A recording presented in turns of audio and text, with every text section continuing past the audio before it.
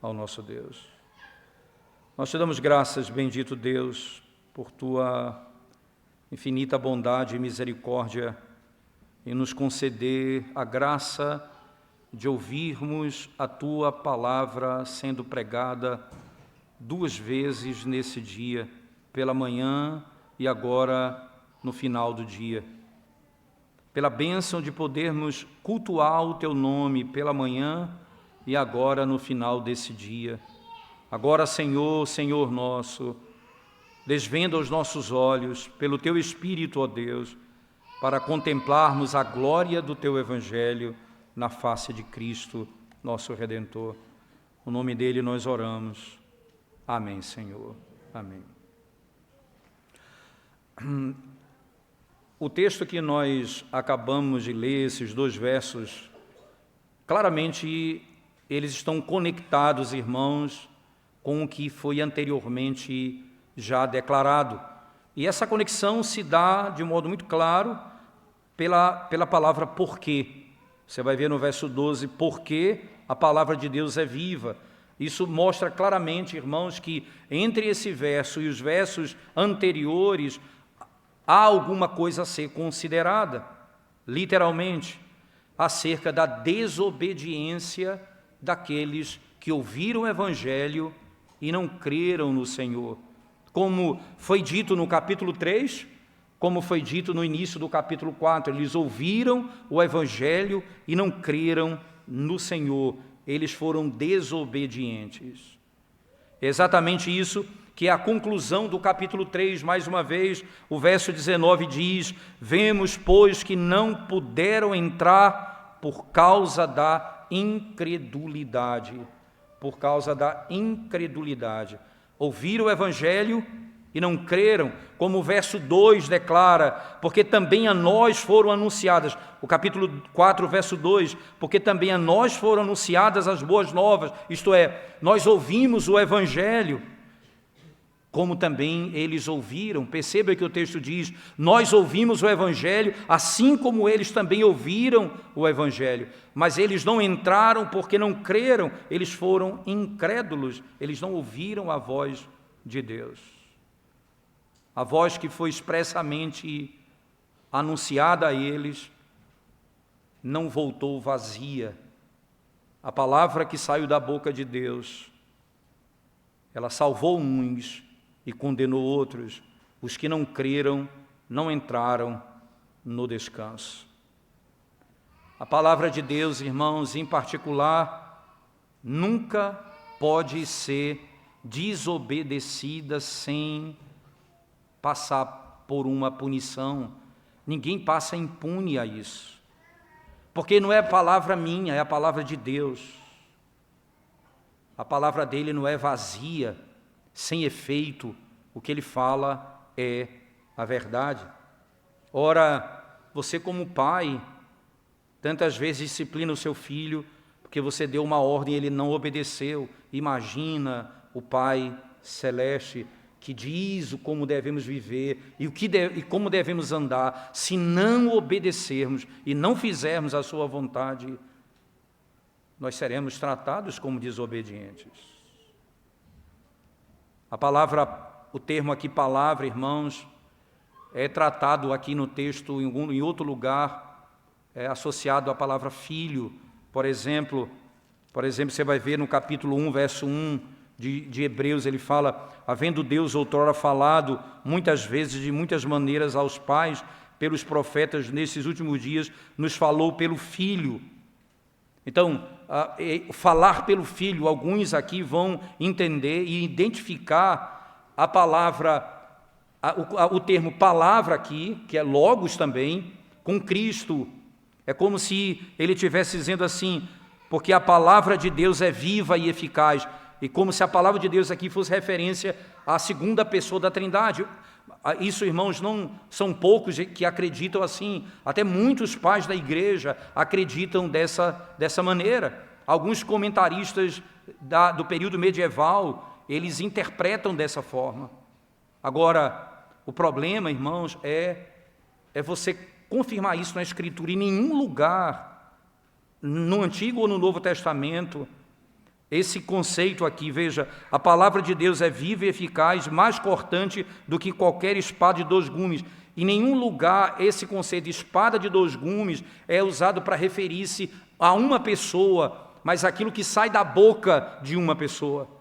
Não é Cristo, mas a palavra que sai da boca de Cristo. É assim que a Escritura vai associar. Por exemplo, irmãos, você pode abrir comigo a Escritura lá em Apocalipse capítulo 1. Apocalipse 1, verso 16, o texto diz assim, da palavra de Deus, Apocalipse 1, versículo 16.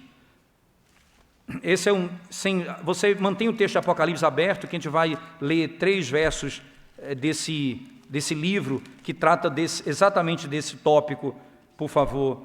Então veja lá, Apocalipse capítulo 1, verso 16. Diz assim a palavra do nosso Deus.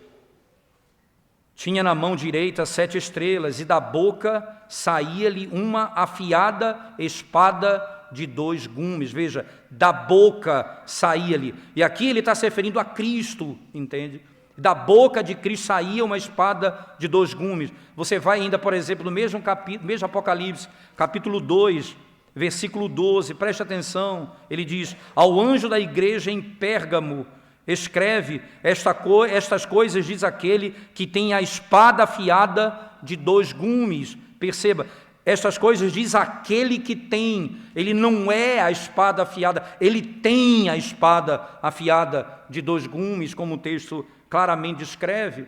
Você pode ir ainda em Apocalipse pela última vez, no capítulo 19, irmãos, Apocalipse 19, versículo 15, veja o que o texto sagrado diz, 19, 15, sai da sua boca uma espada afiada, para com ela ferir as nações, e ele mesmo as regerá com um cetro de ferro, e pessoalmente pisa o lagar do vinho do furor da ira do Deus Todo-Poderoso. Sai da sua boca uma espada afiada. Sai da sua boca uma espada afiada. Onde, irmãos, essa espada de 2 gumes afiada, né, ela que é descrita aqui, ela é literalmente a palavra que tem poder para penetrar, e essa palavra ela sai da boca de Cristo, da boca do próprio Deus. Esse é um ponto importante para ser entendido, porque muitos vão entender esse texto no verso 12, fazendo referência à pessoa de Cristo, não à palavra do próprio Deus, como nós podemos entender aqui, irmãos. A expressão, né, que é comunicada ao homem da vontade e do propósito de Deus, é isso que sai da boca do Senhor. Os termos do pacto da graça, os avisos, os anúncios acerca do julgamento contra a infidelidade, é isso que sai da boca dele. Anúncio do pacto da graça e a descrição que todo aquele que desobedecer será condenado. E qual é, irmãos, a característica dessa palavra? Qual é a natureza dessa palavra? Então, primeiro, essa é a Escritura. E qual é a natureza da Escritura?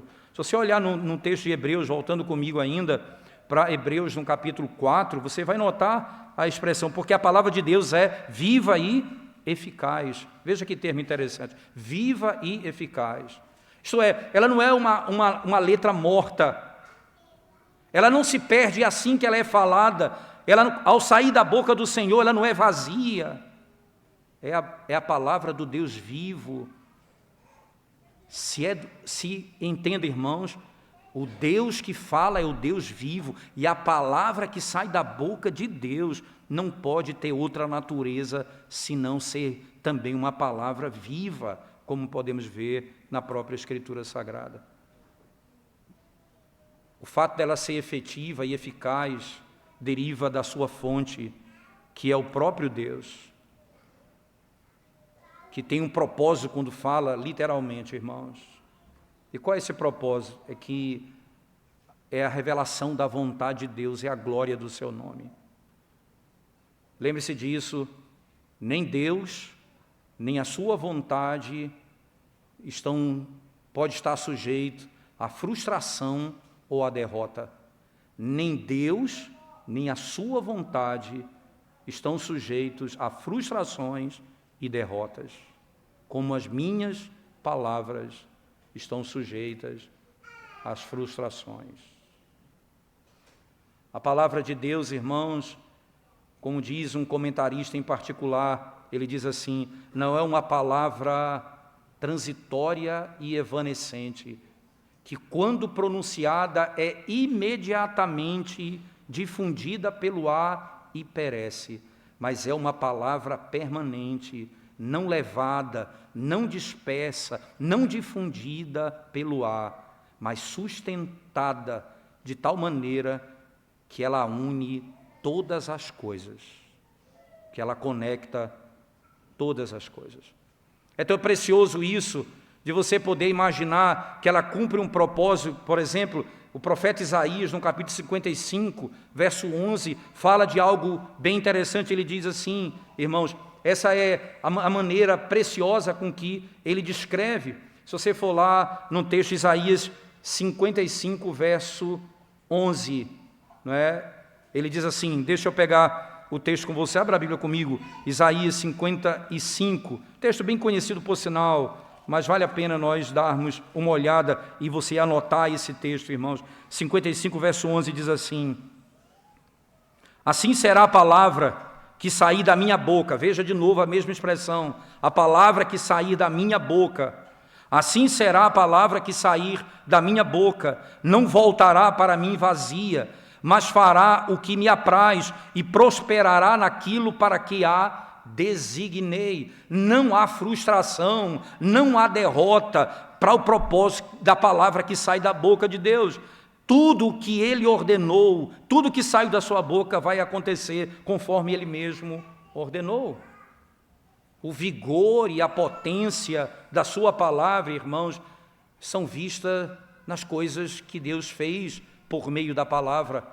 Disse Deus, haja luz e houve luz. Foi por sua palavra que o mundo foi feito. Esse é o poder. Lembre-se que quando o autor da carta aos Hebreus descreve o texto dizendo a palavra de Deus, ela é viva e é eficaz, isto é, ela é poderosa, ela age, ele está descrevendo exatamente isso. A potência da sua palavra é vista na sua operação, por exemplo, no mundo que foi feito. O próprio livro de Hebreus, no capítulo 11, verso 3, diz assim, irmãos, pela fé entendemos que foi o universo formado pela palavra de Deus, de maneira que o visível veio a existir das coisas que não aparecem. Pela fé, o mundo foi criado pela palavra de Deus, como o texto descreve. O mundo foi criado pela palavra, o mundo é sustentado pela palavra. É só voltar lá em Hebreus 1, verso 3, e está lá escrito, irmãos. Ele diz, Ele que é o resplendor da glória e a expressão exata do seu ser, sustentando todas as coisas pelo quê, irmãos? Pela palavra do seu poder. Ele sustenta todas as coisas pela palavra do seu poder. Mas não apenas isso, Ele cria. A palavra sustenta, ela é eficaz, ela é poderosa. Ele cria, sustenta, mas Ele também regenera o homem. 1 Pedro 1,23 diz o texto sagrado, pois fostes regenerados, não de semente corruptível, mas de incorruptível, mediante a palavra de Deus, a qual vive e é permanente. Fostes regenerados pela palavra. Perceba, é a palavra de Deus, e essa é a informação, a palavra, a natureza dessa palavra, isto é, essa espada de dois gumes, ela tem uma clareza muito grande, irmãos. Ela é sim, literalmente viva, e ela é eficaz.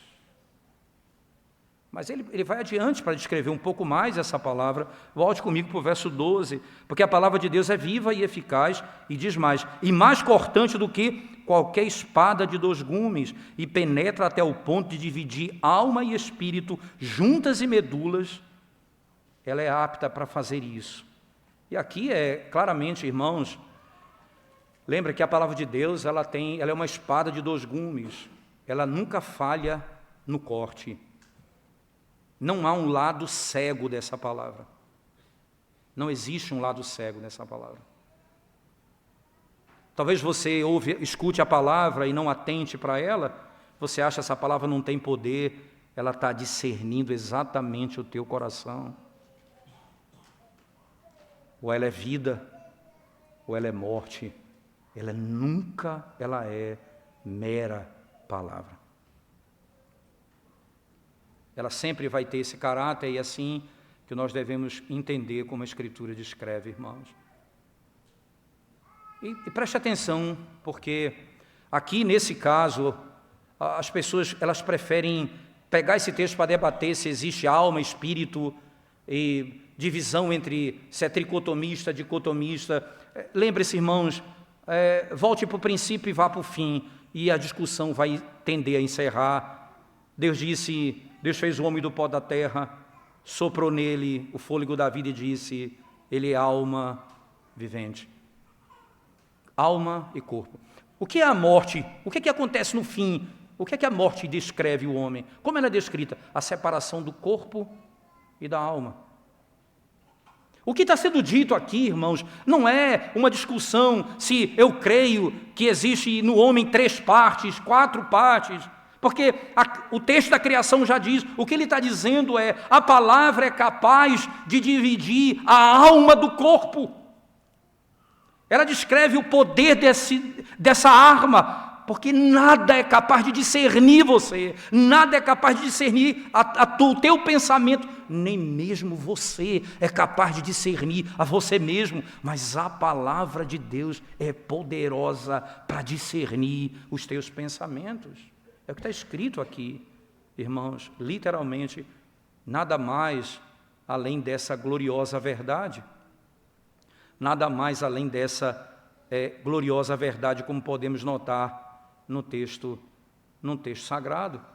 Mas olha, se você parar para pensar ainda um pouco mais, veja que o texto vai nos ensinar algo dessa mesma expressão. Veja bem, veja que na sequência do verso 12 ele diz assim, é eficaz e mais cortante do que qualquer espada de 2 gumes, e penetra, veja o detalhe, e penetra até o ponto de dividir alma e espírito, juntas e medulas, e é apta para discernir os pensamentos e propósitos do coração. O que ele está descrevendo, irmãos, a palavra é poderosa para separar o que não se separa, para discernir o que você não pode discernir.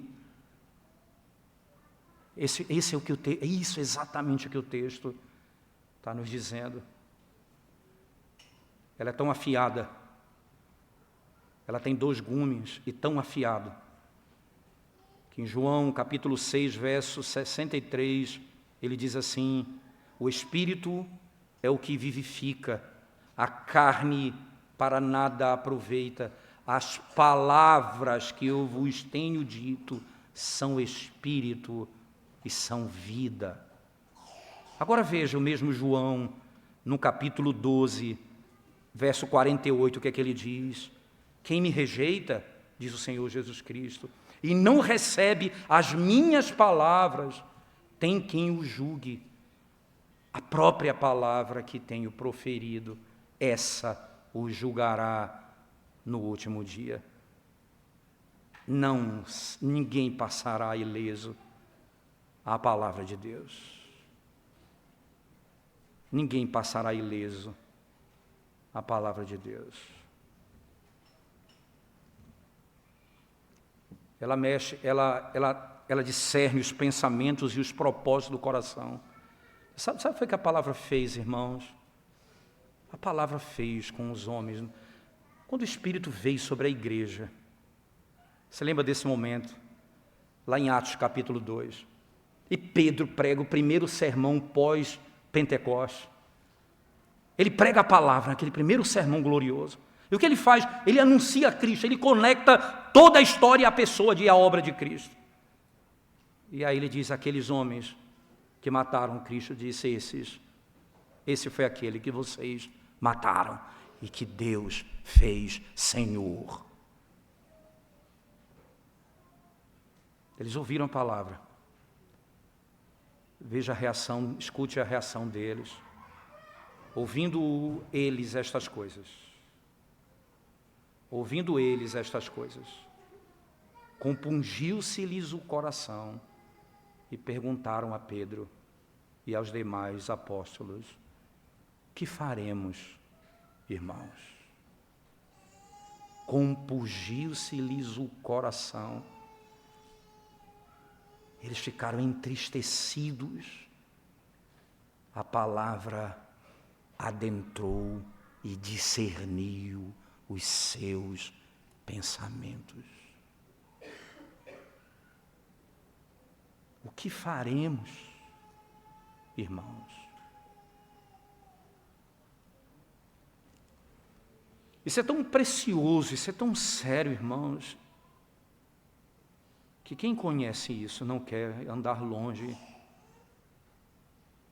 não se afasta. Jesus, no capítulo 6, exorta os discípulos: vocês querem sair da minha presença, podem ir junto com os outros. Então Pedro disse: Senhor, para onde iremos? Tu tens a palavra de vida. Para onde nós iremos? Para onde eu vou me ausentar, Senhor? Se tu tens as palavras de vida. Aqui, irmãos, nós podemos ainda adentrar o ponto que esse texto nos leva, usando as palavras do próprio Calvino. Não existe nada tão duro ou firme dentro do homem, nada tão profundamente escondido que a eficácia da palavra não penetre até o âmago dele. Não há nada. A palavra penetra os lugares mais íntimos do homem, da alma do homem, e discerne, irmãos, discerne. Tudo vai ser descoberto, tudo é exposto. Você lembra quando Cristo chega diante de Pedro e a sua palavra, quando ele diz para que ele lance a rede ao mar, primeiro momento, primeiro encontro, e ali foi glorioso porque naquele momento, quando ele vê que a palavra de Cristo se cumpriu e o que ele mandou fazer deu resultado, ele se curva diante de Pedro, se curva diante de Cristo e diz: Senhor, aparta-te de mim, porque eu sou um pecador. Você sabe o que é isso, irmãos? A glória dessa palavra discerne o coração a ponto do homem querer se curvar diante dele, como aqueles que ouviram: o que faremos agora? Lembre-se que é exatamente isso que acontece desde o princípio. Adão, onde estás? Eu tive medo e me escondi atrás de um arbusto. Eu estava aqui escondido para que ninguém me notasse. E o Senhor então vem a ele e fala a ele e anuncia o evangelho a ele. Os puritanos costumavam dizer que a lei é essa mensagem que chega e bate naquela árvore que ele está escondido, até que todas as folhas caiam e ele não tenha para onde correr e a sua nudez é exposta. E ele se sente tão protegido dentro daquela árvore, debaixo daquele arbusto, imaginando que está bem ali. É assim que você se encontra. Exatamente assim, talvez.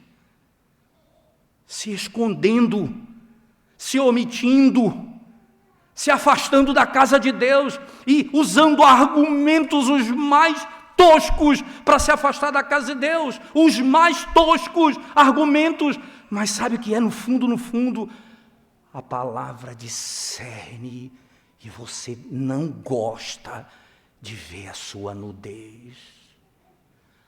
A palavra diz o que está dentro do teu coração e você não gosta de ver o que está dentro da tua alma.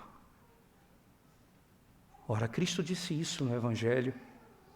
Irmãos, em João, os homens não gostam da luz, porque as suas obras são vistas. É por isso que eles amam as trevas. Eles não gostam da luz.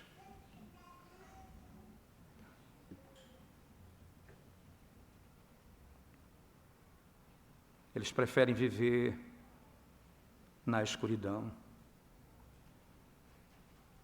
Santo Agostinho, encerrando esse verso, ele diz assim, associado a esse texto, literalmente comentando esse texto de Hebreus, ele diz: ó tu lâmina eleita e espada mais afiada, exclama um autor antigo, faz referência aos Hebreus, que és capaz de penetrar poderosamente na casca dura do coração humano. Traspassa meu coração com a haste do teu amor, perfura, ó Senhor, perfura, peço-te, esta minha mente mais obstinada com o florete santo e poderoso da tua graça. Penetra a minha alma, Senhor.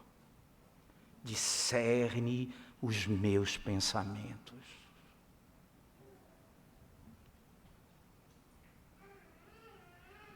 O salmista no Salmo 139 diz isso: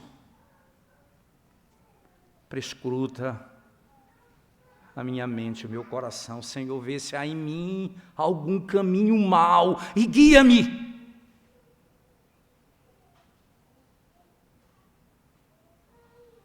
A palavra de Deus, ela leva o homem ao reconhecimento de que ele precisa ouvir o que Deus tem para dizer, porque essa palavra não apenas desnuda o homem, mas o cobre.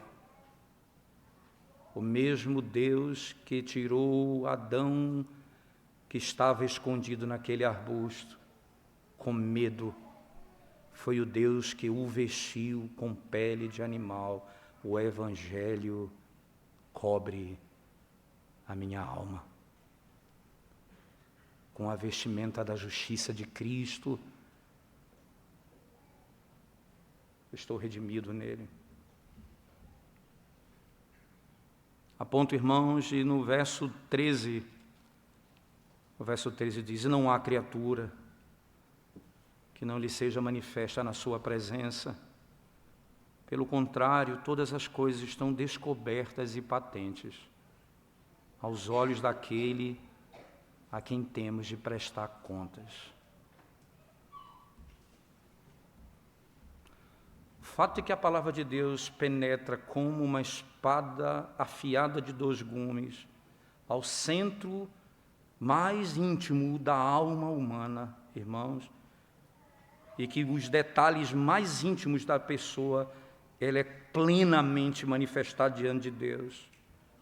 Não há criatura, não há uma única criatura, irmãos, em toda a criação que esteja escondida ou que não esteja exposta diante dele. É impossível isso. É interessante notar que não há uma transição do 12 para o 13, dizendo assim, olha, uma transição natural da palavra de Deus no verso anterior ao próprio Deus. Veja o que diz o verso 13. E não há criatura que não seja manifestada na sua presença. E aqui entende, irmãos, há uma transição intrigante, porque ali é a palavra e aqui é o Deus. Aquilo ali é o que sai da boca dele e aqui é a fonte, a origem. É dele que vem a palavra. É o próprio Deus, irmãos.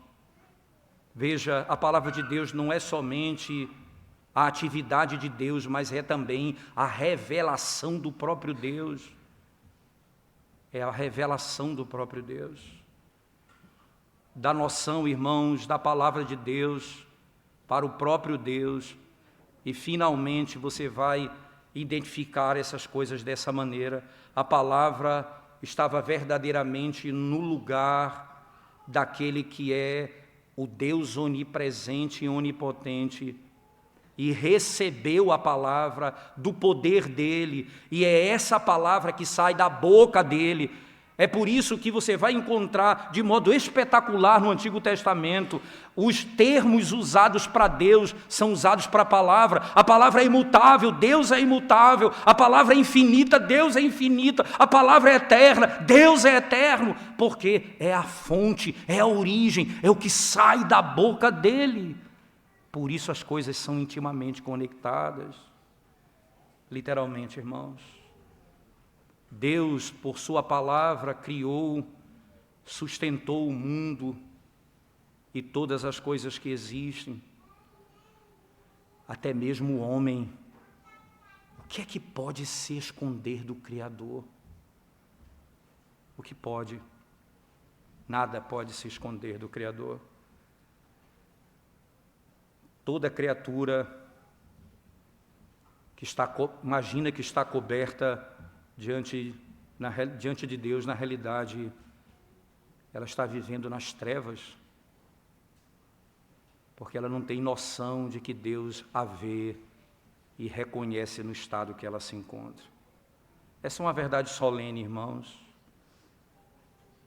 Nenhum homem, no estado de queda, gosta de enfrentar essa verdade, porque isso vai causar dano à sua autoestima, isso destrói a sua pretensão de sabedoria e competência. Veja que o texto diz, não há criatura que não seja manifesta na sua presença, pelo contrário, todas as coisas estão descobertas e patentes aos olhos daquele a quem temos de prestar conta. Você não tem nada que você faça na sua sabedoria e no seu poder. Deus está aqui destruindo a tua soberba e arrogância, a tua aparente competência e mostrando a superficialidade da sua vida,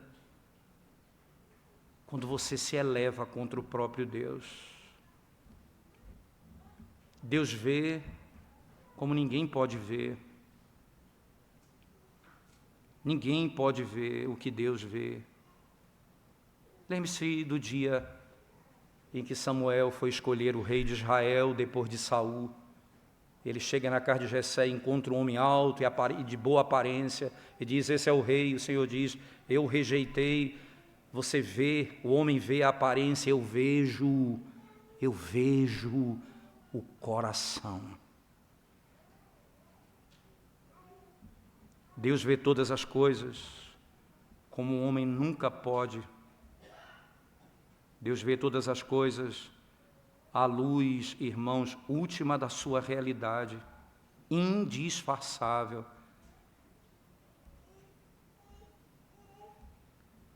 O engano dos nossos lábios, a hipocrisia do nosso coração, o cantar com o coração longe. O Senhor diz, não escuto os cânticos de vocês, ao profeta Isaías, ele diz, quando vocês viram o rosto para orar a mim, eu não escuto vocês. Ele diz a Amós, tira da minha presença o som da vossa harpa, da vossa lira, eu não suporto mais. Flua no vosso meio a verdade como um rio perene. Para de esconder a hipocrisia. Por que você acha que viver assim é bom? Você acha porque você ama o que os outros pensam sobre você. Mas o ponto é, Deus conhece o teu pensamento. O teu pensamento.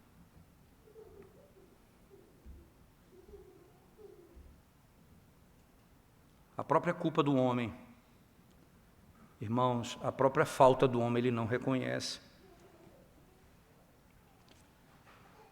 Prescruta o meu coração e vê se há em mim algum caminho mau, que eu não consigo discernir, Senhor, eu não consigo enxergar. Vê se há em mim aquilo que meus olhos não conseguem ver.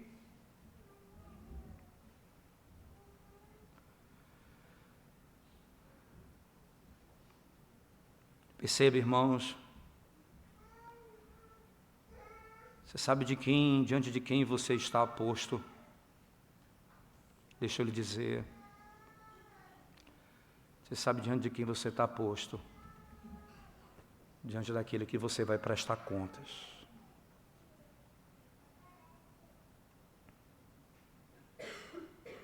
Nós vamos chegar na presença dele. Ele conhece o mais íntimo do nosso pensamento.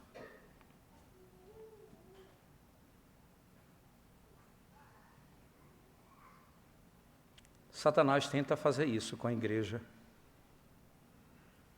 Quando Deus disse a Adão: certamente você vai morrer se você comer do fruto dessa árvore.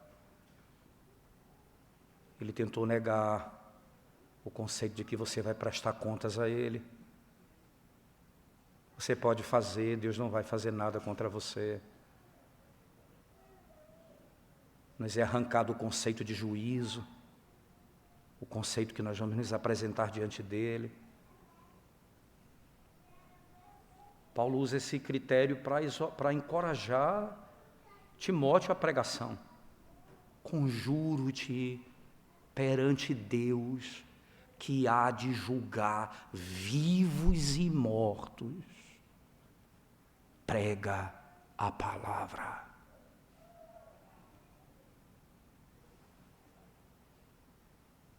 Ele está encorajando a igreja. Nós vamos prestar contas a Deus.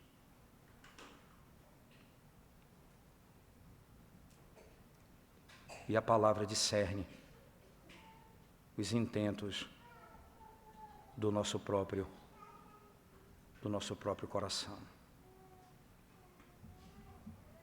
Deixa eu concluir, irmãos, com algumas inferências e algumas aplicações práticas para a nossa vida. 5 delas. Primeiro, nós sabemos que no nosso catecismo, especialmente o breve catecismo, na pergunta 89 do breve catecismo, diz assim: como se torna a palavra eficaz para a salvação?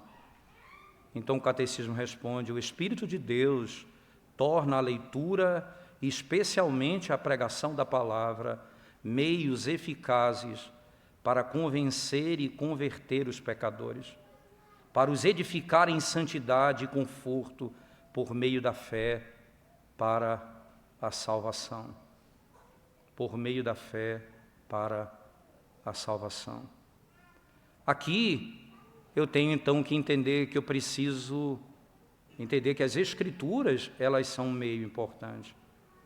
Então, ame a palavra de Deus, leia a palavra de Deus diligentemente em sua casa, você mesmo, e faça aquilo que Deus apontou para a sua própria alma, irmãos, e para o bem da sua própria alma. Examine as Escrituras.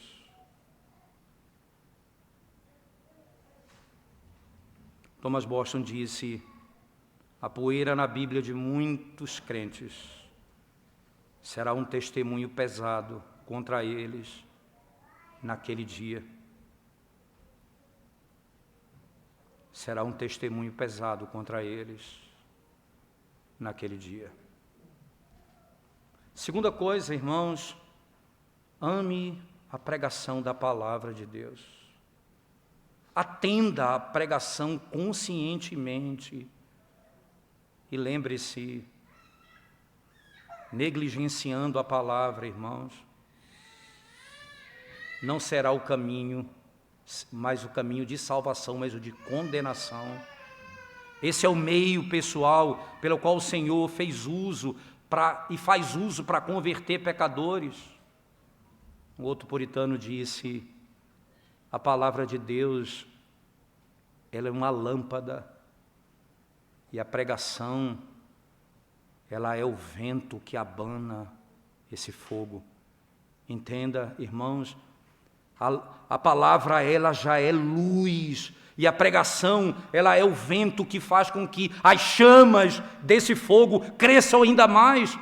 Então você lê a Bíblia e você recebe a palavra por meio do Evangelho.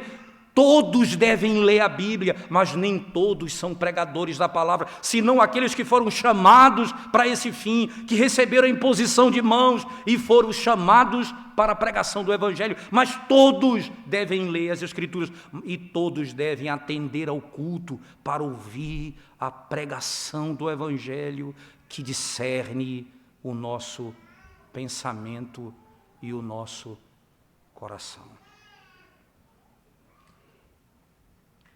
Terceira inferência, irmãos, não separe aquilo que Deus uniu. Deus uniu palavra e espírito, como a nossa confissão, e nós lemos na confissão de fé, num texto que está na capa do boletim. Lembre-se, é a palavra operada pelo Espírito de Deus. Não tente amar as Escrituras sem a obra do Espírito, e não tente buscar a obra do Espírito fora das Escrituras. As duas coisas estão unidas aqui. Estão unidas aqui. Não tente, irmãos, amar o pentecostalismo que dispensa a pregação da palavra para viver por novas revelações. Ame as sagradas Escrituras no poder do Espírito. É o Espírito que desvendará os nossos olhos.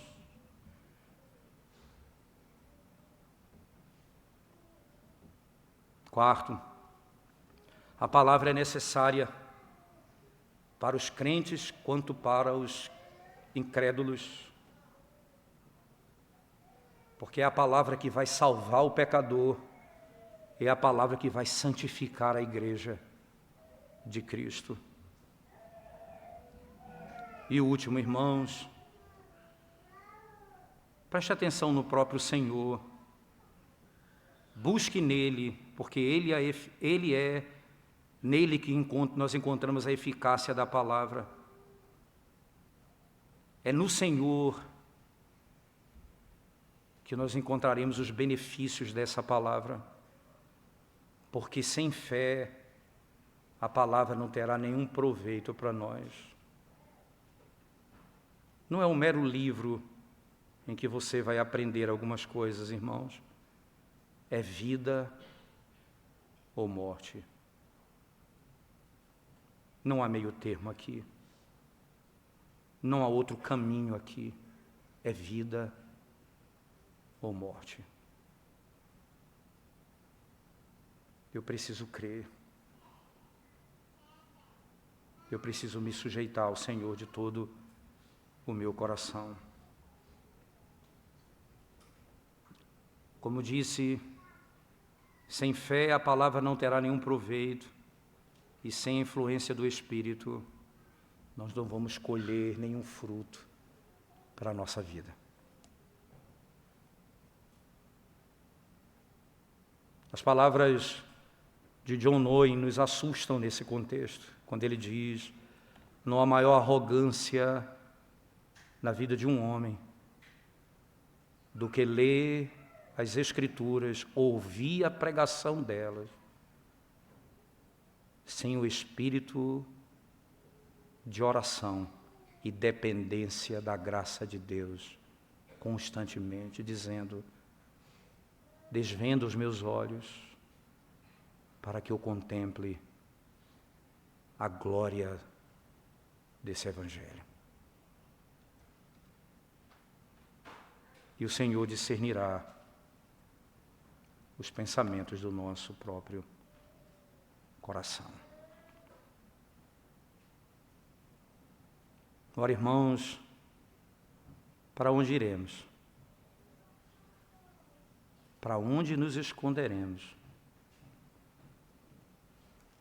Nós estamos expostos pela palavra de Deus. Venha a Cristo. E Ele guardará você, protegerá você e restaurará a sua sorte. Venha a Cristo e Ele perdoará os seus pecados. É o que diz a sua palavra. E nós confiamos nele. Vamos curvar nossa cabeça e vamos orar ao Senhor nesse momento, irmãos. Senhor,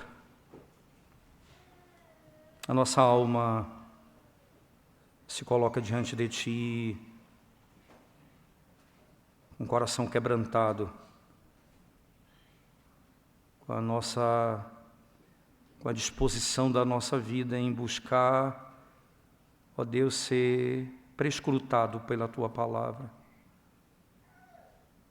para que os nossos pecados sejam expostos e perdoados, para que a falácia, o engano do nosso coração seja revelado e o Senhor venha restaurar a nossa sorte. Só a Tua palavra que criou é a palavra que pode reordenar todas as coisas. É só o poder do Evangelho que pode mudar a nossa sorte. Livra-nos da hipocrisia, Senhor, da falsidade do nosso coração. Ó Deus, tem piedade de nós. Tem misericórdia da nossa vida. Em nome de Jesus nós oramos. Amém.